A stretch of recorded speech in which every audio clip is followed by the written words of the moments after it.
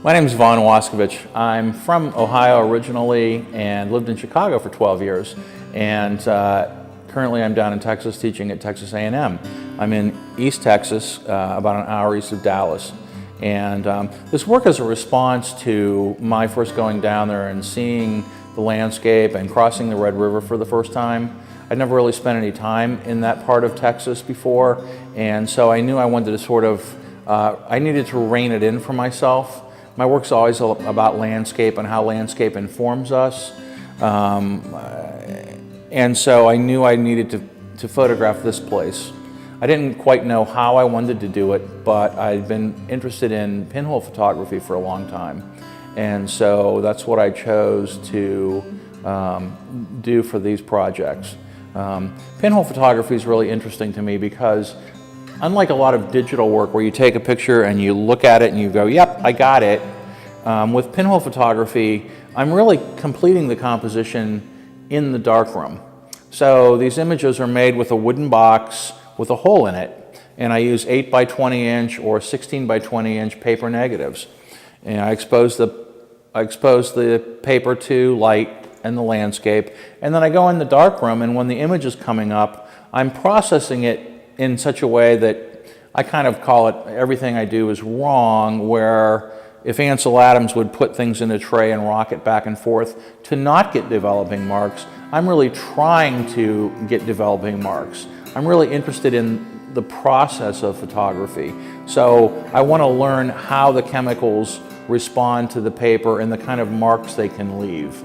The way a painter paints, I'm doing the same thing in the darkroom with this chemical dance, sort of. And I get about a minute and a half to do that once the image starts to come up. And I can see areas that I want to make darker or make lighter, and I do that in the darkroom. I scan the image and then I print them out. These are all digital prints, but I do very little digital manipulation to my prints at all. All the marks you see are marks that are left from working in the darkroom with these.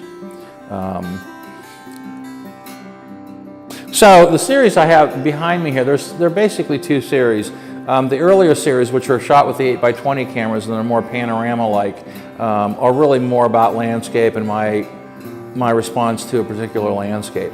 The pieces behind me are from the same East Texas landscape, but they're more of a response to sort of the political situation that's been happening and when the elections were taking place, and that sort of cacophony of sound that I was constantly being bombarded with.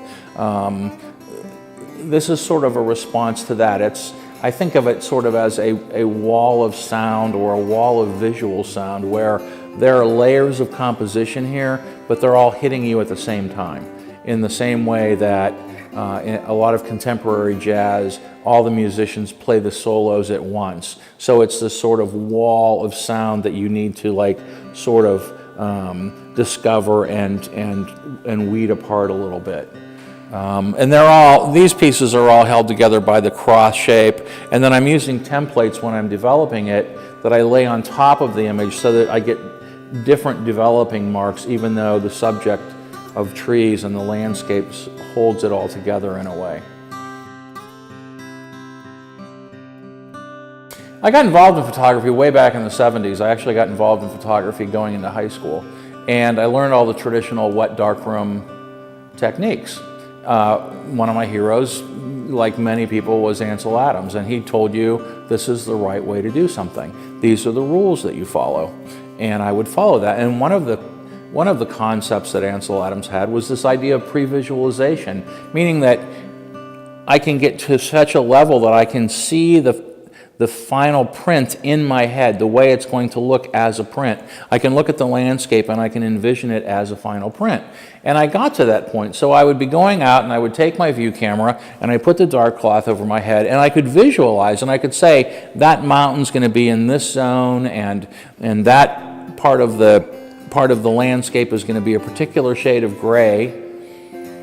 And it bored me after a while because it was like, okay, I can envision it in my head. Why bother going in the darkroom? Why bother completing the image? I've already seen the image in my head. The same thing happened with digital. With a digital camera, which I I love digital photography. I take the picture and I look and I say, oh, I've got it. Well, why bother continuing at that point? I already got it. There's no mystery for me. The thing that I love about pinhole photography is I'm not really sure what my composition is. I know where my landscape is going to be, and I also know roughly where the edges of the frame are going to be, but not exactly. And then when I go in the darkroom, I'm actually completing the composition because I can make areas lighter or darker and sort of control where your eye's going to move throughout the composition. It's not as though taking the picture completes the composition. I complete the composition when I'm in the darkroom. So that keeps it really interesting for me, where I take the picture and I'm like, I don't know what this is going to look like until I make a print. So a huge difference between digital and the kind of analog photography that I'm doing now. So on June 10th, I'll be back for a pinhole workshop where I'll teach you how to use a pinhole camera and how to do this kind of mark making if you're interested in a darkroom. We'll create a darkroom space here, and I'll provide cameras and paper, and you can make images of Bloomington in the same way that I make images of East Texas.